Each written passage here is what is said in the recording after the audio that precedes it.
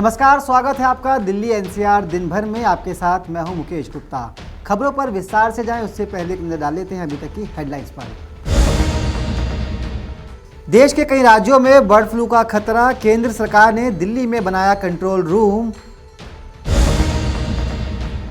मनीष सिसोदिया को बीजेपी ने दी शिक्षा मॉडल पर खुली बहस की चुनौती, आप पर लगाया झूठ बोलने का आरोप। दिल्ली के अस्पतालों में शुरू हुआ कोरोना वैक्सीन का ड्राई रन, नॉर्थ एमसीडी के मेयर जयप्रकाश ने मॉक वैक्सीनेशन में लिया हिस्सा।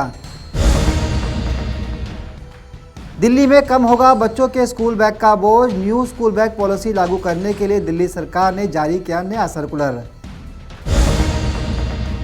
और कृषि कानूनों के खिलाफ 7 जनवरी को किसान करेंगे ट्रैक्टर मार्च, किसानों के ऐलान के बाद दिल्ली की सीमाओं पर बढ़ाई गई सुरक्षा। अब खबरें विस्तार से। देश में पिछले कई दिनों में लाखों पक्षियों के मृत पाए जाने की खबरें सामने आई है, जिसके बाद केंद्र सरकार अलर्ट मोड पर है।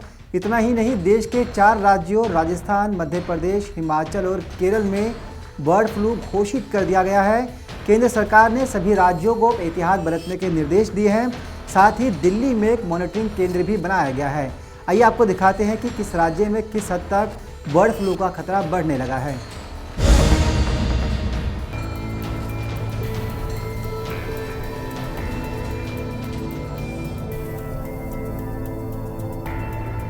कोरोना वायरस महामारी का खतरा अभी पूरी तरह कम भी नहीं हुआ था कि देश में बर्ड फ्लू फैल गया। इसके चलते कई राज्यों में अलर्ट की स्थिति है। राजस्थान, केरल, मध्य प्रदेश के बाद अब हिमाचल प्रदेश और पंजाब में भी इसके कई मामले सामने आए हैं। इस संक्रमण को रोकने के लिए कई राज्य अलर्ट हो गए हैं। वहीं केरल में पिछले कुछ दिनों में 12,000 बत्तखों की मौत हुई, जिसके बाद कर्नाटक, तमिलनाडु सावधानी बरत रहे हैं। हिमाचल में भी हजारों पक्षी मृत पाए गए थे, जिसके बाद जम्मू कश्मीर और हरियाणा ने अपने अपने राज्य में सैंपलों की जांच करना शुरू कर दी। ऐसे में देश के सभी राष्ट्रीय अभयारण्यों और पार्कों को सावधानी बरतने को कहा गया है। किस राज्य में क्या व्यवस्था की गई है, चलिए बताते हैं।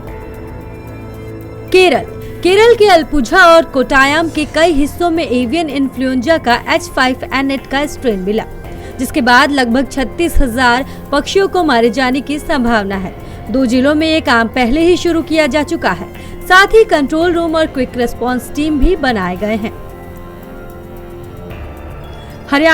हरियाणा के पंचकुला में पिछले 10 दिनों में 4 लाख पोल्ट्री के पक्षियों की मौत हुई। हालांकि राज्य ने अभी तक फ्लू की पुष्टि नहीं की। प्रशासन का कहना है कि इसकी जांच हो रही है। हिमाचल के कांगड़ा में किसी तरह के पोल्ट्री के पक्षियों, किसी भी नस्ल की मछलियां या उनसे जुड़ा उत्पाद जिसमें अंडा, मीट, चिकन वगैरह शामिल है कि स्लॉटर, खरीद, बिक्री और निर्यात पर रोक लग गई है। मध्य प्रदेश में 300 कौओं की मौत से बर्ड फ्लू का खतरा पैदा हो गया है। निषाद यानी कि national institute of high security animal diseases ने इंदौर और मंदसौर से लिए गए कुछ सैंपल्स में H5N8 की मौजूदगी पुष्टि की है। इंदौर में अचानक हुई कौओं की मौत को देखते हुए एक कंट्रोल रूम बनाया गया है और रैपिड रिस्पांस टीम एक्शन में आ गई है। कोविड से लड़ रहा स्वास्थ्य विभाग यहां पर लोगों को door to door medical checkup कर रहा है। राजस्थान के झालावाड़, कोटा और बारण में पक्षियों में वायरस मिला है। मंगलवार तक यहां 16 जिलों में कुल 625 पक्षियों की मौत हो चुकी है। महाराष्ट्र ने अभी तक कोई केस रिपोर्ट नहीं किया है। नई दिल्ली, केंद्रीय पशुपालन मंत्रालय ने भी नई दिल्ली में राज्य सरकारों के एक्शन और पूरे मामले की मॉनिटरिंग के लिए एक कंट्रोल रूम बनाया गया है।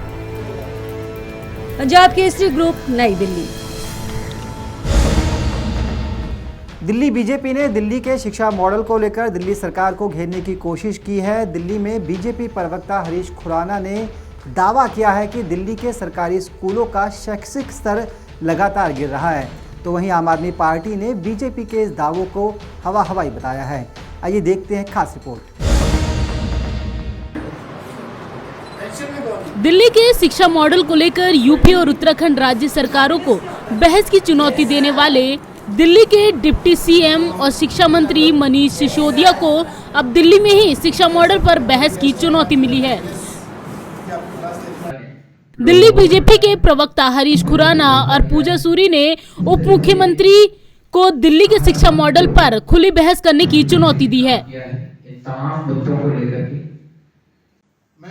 खुराना ने दिल्ली के सरकारी स्कूलों में शिक्षा के स्तर में गिरावट का आरोप लगाते हुए कहा कि मुख्यमंत्री मनीष सिसोदिया अपनी राजनीतिक महत्वाकांक्षाओं को पूरा करने और आम आदमी पार्टी के विस्तार के लिए अन्य राज्यों के टूर कर रहे हैं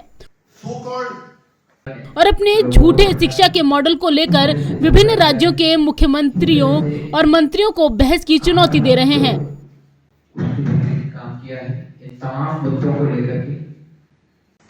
जो कहते हैं कि हम शिक्षा मॉडल जो है हमारा देश का सर्वश्रेष्ठ मॉडल है और वहां के मुख्यमंत्री और मंत्रियों को चैलेंज करते हैं, तो हमारा ये कहना है कि आप उत्तराखंड और उत्तर प्रदेश तो बाद में जाइए, आप पहले दिल्ली के भारतीय जनता पार्टी जो विपक्ष की प्रमुख विपक्षी पार्टी है दिल्ली के अंदर, उनके नेताओं को, उनके लोगों को या उनके कार्यकर्ताओं के साथ एक बहस कर लीजिए, दूध का दूध और पानी का पानी हो जाएगा। वो जानबूझ के इसलिए नहीं करना चाहते कि उनको मालूम है कि उत्तराखंड के लोगों को इतनी सच्चाई, दिल्ली के शिक्षा मॉडल की सच्चाई पता नहीं होगी जितने दिल्ली के लोगों को पता होगी। इस दौरान बीजेपी ने न सिर्फ 12वीं और 10वीं के रिजल्ट का मुद्दा उठाया, बल्कि दिल्ली सरकार की ओर से स्कूल न खोले जाने और पुराने स्कूलों में टीचर्स की कमी का भी आरोप लगाते हुए दिल्ली के एजुकेशन मॉडल पर सवाल खड़े किए। हम बात ये करते हैं 12वीं कक्षा के रिजल्ट की, तो बात हम 10वीं कक्षा के रिजल्ट भी करें तो अभी जैसे हरीश जी बता रहे थे कि पूरे देश के अंदर सारे जोन में सेकंड लास्ट पर दिल्ली का नाम आया है और किस तरह से उसमें परसेंटेज भी ड्रॉप हुई है। It is 85.96 and 85.79 from Delhi west and Delhi east respectively, और ये 14वें और 15वें नंबर पे आया है पूरे देश में। और इसका again I have the record with me, जिसको ये कहते हैं कि हमारा एजुकेशन मॉडल जो है वर्ल्ड क्लास है। अगर आपका ये वर्ल्ड क्लास मॉडल है जो देश में सेकंड लास्ट आया है, आपको मैं फैक्ट्स के साथ कुछ बातें बताना चाहती हूँ कि वर्ष 2014-15 में दिल्ली सरकार अंतर्गत 1203 स्कूल, जिनमें डीओई और सहायता प्राप्त विद्यालय शामिल हैं, उनमें 17,05,000 छात्र एनरोल्ड थे। वर्ष 2019-20 में 1230 स्कूल्स में ये घटकर 16.5 लाख छात्र बच गए हैं, यानी कि 95,000 बच्चे सरकारी स्कूलों को छोड़ चुके हैं। 95,000 सरकारी स्कूलों में अगर बच्चे छोड़ते हैं तो आप मुझे बताएंगे कि क्या वो आपके शिक्षा के इस मॉडल से खुश हैं? 95,000 बच्चे जो है घट गए हैं। अगर बात करें हम प्राइवेट स्कूल्स की, तो बताना चाहती हूँ कि प्राइवेट स्कूल्स का नंबर कम हुआ है, लेकिन उसमें स्टूडेंट्स के एडमिशन बढ़े हैं। और सरकारी स्कूलों में जब भी 6 साल में दिल्ली सरकार ने एक भी नया स्कूल नहीं बनाया है, एक भी नया कॉलेज नहीं बनाया है, उसके बावजूद आपके वहां बच्चों की एडमिशन कम हुए हैं। आपको फिर से फिगर्स के साथ बताना चाहती हूँ, निजी स्कूलों में 14,71,000 छात्र एनरोल्ड थे वर्ष 2020 में, 2015 में, और 2020 में 1,705। निजी स्कूलों में 16,90,000 छात्र एनरोल्ड हैं। और फिर से प्राइवेट स्कूलों की संख्या 572 कम हुई है और फिर भी 2,19,000 छात्रों की संख्या बढ़ी है। दिल्ली के शिक्षा मॉडल को दिल्ली सरकार ब्रह्मास्त्र की तरह इस्तेमाल कर रही है। यूपी और उत्तराखंड में मनीष सिसोदिया शिक्षा मॉडल को बड़ा मुद्दा बनाकर राज्य सरकारों को विकास पर चुनौती दे रहे हैं। ऐसे में अब देखना होगा कि प्रदेश बीजेपी के नेताओं की शिक्षा मॉडल पर बहस की चुनौती पर मनीष सिसोदिया का क्या जवाब आता है। पंजाब केसरी ग्रुप के लिए संगीता सिंह की रिपोर्ट, दिल्ली।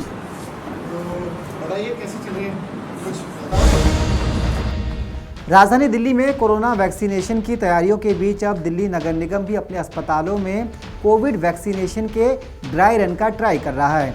आपको बता दें कि नॉर्थ एमसीडी के अंतर्गत आने वाले हिंदूराव और कस्तूरबा गांधी मैटरनिटी हॉस्पिटल में इन दिनों कोविड वैक्सीन का ड्राई रन चल रहा है।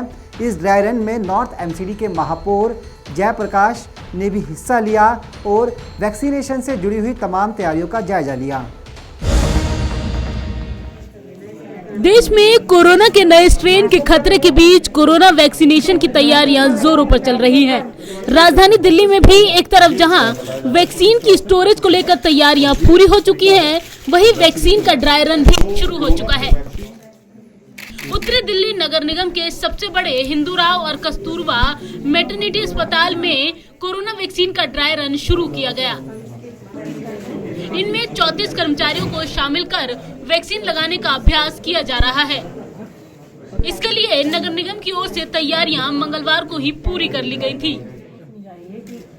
उत्तरी दिल्ली नगर निगम के मेयर जयप्रकाश ने ड्राई रन का निरीक्षण करते हुए वैक्सीनेशन के मॉक ड्रिल में वैक्सीन लगवाई और देश में आम लोगों के लिए वैक्सीन उपलब्ध कराने की मुहिम पर केंद्र सरकार को बधाई भी दी। पूरी तरह से तैयार है, क्योंकि हमारे देश के माननीय प्रधानमंत्री जी ने पूरी तैयारी कर ली है और मैं देश के माननीय प्रधानमंत्री जी को धन्यवाद भी करना चाहता हूं, उनको बधाई भी देना चाहता हूं कि 10 महीने के अंदर देश ने वैक्सीन तैयार की। और विश्व के जो बड़े देश हैं उसमें एक देश हमारा भी है जिसकी अपनी वैक्सीन है। हम अपने देश के लोगों को भी बचाएंगे और विश्व में जो लोग हमसे डिमांड करेंगे उनको भी वैक्सीन दे करके उनको भी बचाएंगे। इसका मतलब जो भारत अब आगे जो बढ़ रहा है, जो विश्व गुरु बनने की ओर कदम बढ़ा रहा है, उसमें ये कोविड-19 के नाम का जो संक्रमण आया था, ये भी एक अहम रोल अदा कर रहा है।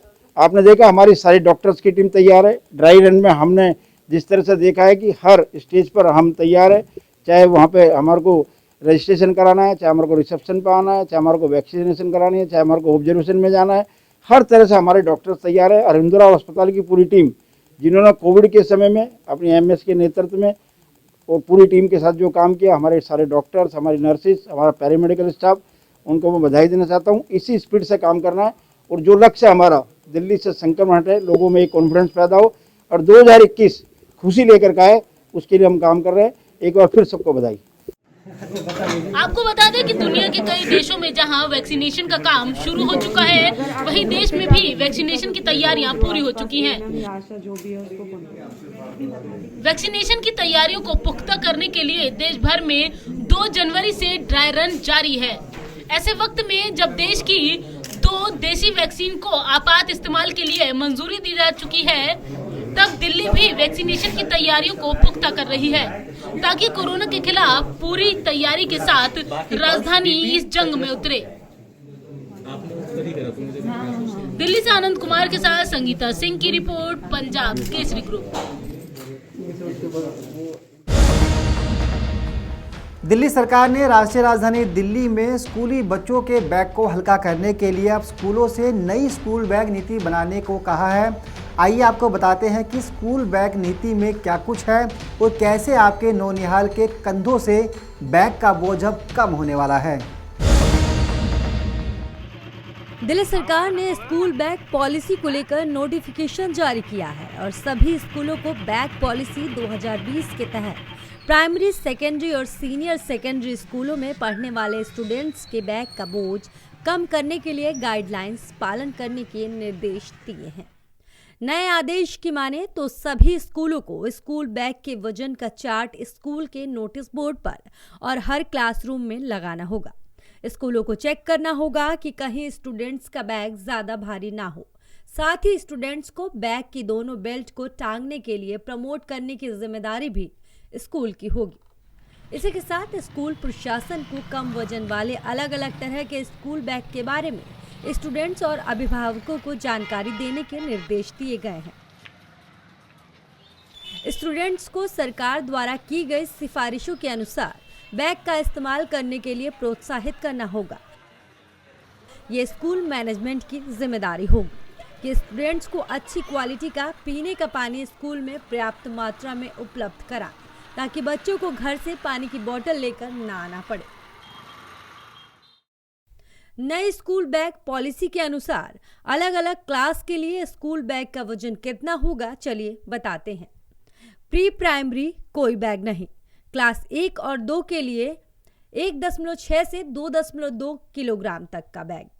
क्लास 3, 4, 5 के लिए 1.7 से 2.5 किलोग्राम का बैग। क्लास 6 और 7 के लिए 2 से 3 किलोग्राम का बैग। क्लास 8 के लिए 2.5 से 4 किलोग्राम। क्लास 9 और 10 के लिए 2.5 से 4.5 किलोग्राम। क्लास 11 और 12 के लिए 3.5 से 5 किलोग्राम। नई गाइडलाइंस के मुताबिक सभी स्कूलों को सिर्फ SCERT, NCERT, CBSE द्वारा निर्धारित की गई टेक्स्ट बुक को ही फॉलो करना होगा। किसी भी क्लास में टेक्स्ट बुक की संख्या इन संस्थानों द्वारा निर्धारित की गई संख्या से अधिक नहीं हो सकती।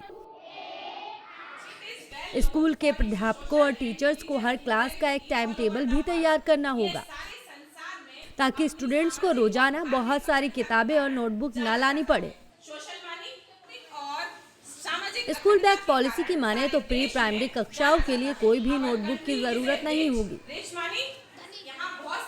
पहली और दूसरी क्लास के लिए सिर्फ एक नोटबुक के इस्तेमाल का आदेश दिया गया है। साथ ही इन कक्षाओं के स्टूडेंट्स को किसी भी तरह का होमवर्क नहीं देना होगा। इसके अलावा अन्य कक्षाओं में एक विषय के लिए प्रैक्टिस, प्रोजेक्ट, यूनिट टेस्ट और एक्सपेरिमेंट्स की सिर्फ एक नोटबुक जरूरी होगी, जो टाइम टेबल के मुताबिक ही स्टूडेंट्स को लेकर आना होगा। दिल्ली सरकार ने कहा है कि बच्चों को पढ़ाई के लिए एक्स्ट्रा मटेरियल या बुक लाने की कोई जरूरत नहीं है। पंजाब केसरी ग्रुप, नई दिल्ली। राजधानी दिल्ली के अलग अलग सीमाओं पर किसान पिछले कई दिनों से अपनी मांगों को लेकर डटे हुए हैं। इसी कड़ी में किसान अब 7 मार्च को दिल्ली में ट्रैक्टर मार्च का ऐलान कर रहे हैं। आपको बता दें कि किसान तीनों कृषि कानूनों की वापसी की मांग और MSP लिखित रूप से देने की मांग को लेकर सड़कों पर डटे हुए हैं। हालांकि किसानों के ट्रैक्टर मार्च को देखते हुए दिल्ली पुलिस भी अलर्ट मोड पर है और दिल्ली की सीमाओं पर सुरक्षा बेहद कड़ी कर दी गई है। केंद्र सरकार के लाए कृषि कानूनों के खिलाफ किसान अपनी मांगों पर अड़े हैं। किसान आंदोलन का 42वां दिन है। ठंड और बारिश में भी दिल्ली से लगी सीमाओं पर हजारों किसान डटे हुए हैं। सभी प्रदर्शन स्थलों से कुंडली, मानेसर, पलवल के लिए ट्रैक्टर मार्च निकालने का कार्यक्रम था, लेकिन खराब मौसम के कारण इसे कल तक के लिए यानी कि 7 जनवरी तक के लिए टाल दिया गया है। अब 7 जनवरी को दिल्ली के चारों तरफ ट्रैक्टर मार्च निकालने का ऐलान है। किसानों ने कहा है कि ये मार्च 26 जनवरी को होने वाली ट्रैक्टर परेड का ट्रायल होगा। दरअसल सिंघू बॉर्डर पर किसानों ने कहा कि अगर सरकार ने कृषि कानून वापस नहीं लिए तो वे दिल्ली में 26 जनवरी को ट्रैक्टर परेड करेंगे। परेड का नेतृत्व पंजाब और हरियाणा की महिलाएं करेंगी। वो किस तरह से रैली को अंजाम देंगी, इसकी भी रणनीति तैयार है। हरियाणा की करीब 250 महिलाएं ट्रैक्टर चलाने की ट्रेनिंग ले रही हैं। ईस्टर्न और वेस्टर्न पेरिफेरल वे पर 4 अलग अलग जगहों से ट्रैक्टर मार्च निकलेगा। कुंडली बॉर्डर, टिकरी बॉर्डर, गाजीपुर बॉर्डर और मेवात के रेवासन में ट्रैक्टर मार्च होगा, यानी कुंडली, मानेसर, पलवल मार्ग को जाम किया जाएगा। कृषि कानूनों का विरोध कर रहे किसान ईस्टर्न पेरिफेरल वे से दिल्ली में प्रवेश कर सकते हैं। किसान किसी भी बॉर्डर रास्ते से राजधानी में घुस सकते हैं। खुफिया विभाग ने गृह मंत्रालय को और दिल्ली पुलिस को ये इनपुट्स दिए हैं। इन इनपुट्स के बाद दिल्ली के बॉर्डर्स पर सुरक्षा बढ़ा दी गई है। कई बॉर्डरों पर तो मंगलवार शाम को मॉक ड्रिल की गई। दिल्ली पुलिस बॉर्डरों पर कितनी जल्दी पहुंच सकती है, इसके साथ ही बाकी बॉर्डर्स पर भी सुरक्षा बढ़ा दी गई है। किसानों और सरकारों के बीच 4 जनवरी की मीटिंग बेनतीजा रही। अगली तारीख 8 जनवरी तय हुई है। अगली मीटिंग में कृषि कानूनों को वापस लेने और MSP पर अलग कानून बनाने की मांग पर बात होगी। ये 9वें दौर की बैठक होगी। इससे पहले सिर्फ 7वें दौर की मीटिंग में ही किसानों की 2 मांगों पर सहमति बन पाई थी। बाकी सभी बैठकें बेनतीजा रही। ऐसे में 8 जनवरी को होने वाली बैठक में कोई ठोस नतीजा निकलने की उम्मीद की जा रही है। पंजाब केसरी ग्रुप के लिए संगीता सिंह की रिपोर्ट, दिल्ली। दिल्ली NCR की तमाम खबरों से जुड़े इस बुलेटिन में फिलहाल के लिए इतना ही। मुझे दीजिए इजाजत। नमस्कार।